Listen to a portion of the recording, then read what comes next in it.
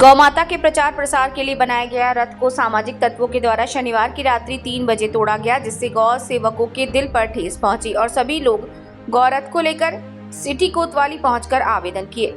शनिवार और रविवार की रात्रि करीब 3 बजे वीरेंद्र नगर में रखा गौ माता के रथ को फोड़ा गया और क्षतिग्रस्त किया।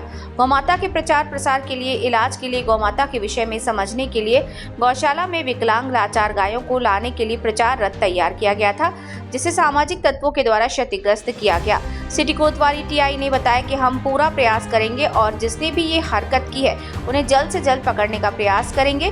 गौ सेवक विवेक महाराज ने बताया कि बीते कुछ दिन पहले हड्डी मिल पर हड्डियों का ढेर पकड़ा गया था और प्रशासन ने कार्यवाही की। हो सकता है उन्हीं लोगों ने गौ रथ को तोड़ा हो। आपने जो रथ बनाया है, गौशाला के लिए रथ बनाया था, तो क्या हो गया है जो कोतवाली आना पड़ा?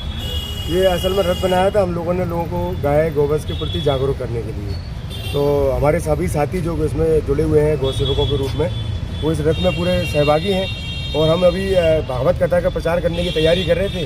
कल ही मतलब विवेक महाराज जी के साथ में हम फ्लैक्स बनवा के इसमें चिपका कर और प्रचार की तैयारियों में पूरे दिन भर लगे हुए थे।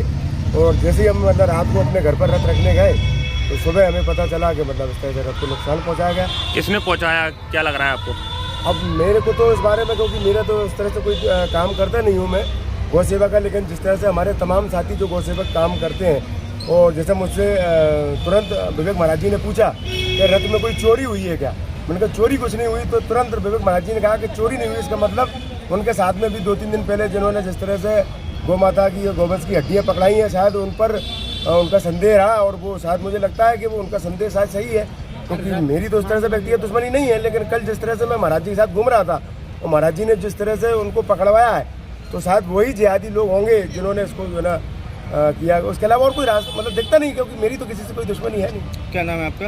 मेरा नाम जितेंद्र भैया है, सभी लोग मुझे जितेंद्र भैया के नाम से जानते हैं। जयस्तंभ चौराहे पे विजय वर्गीय के बाड़े में रहता हूँ।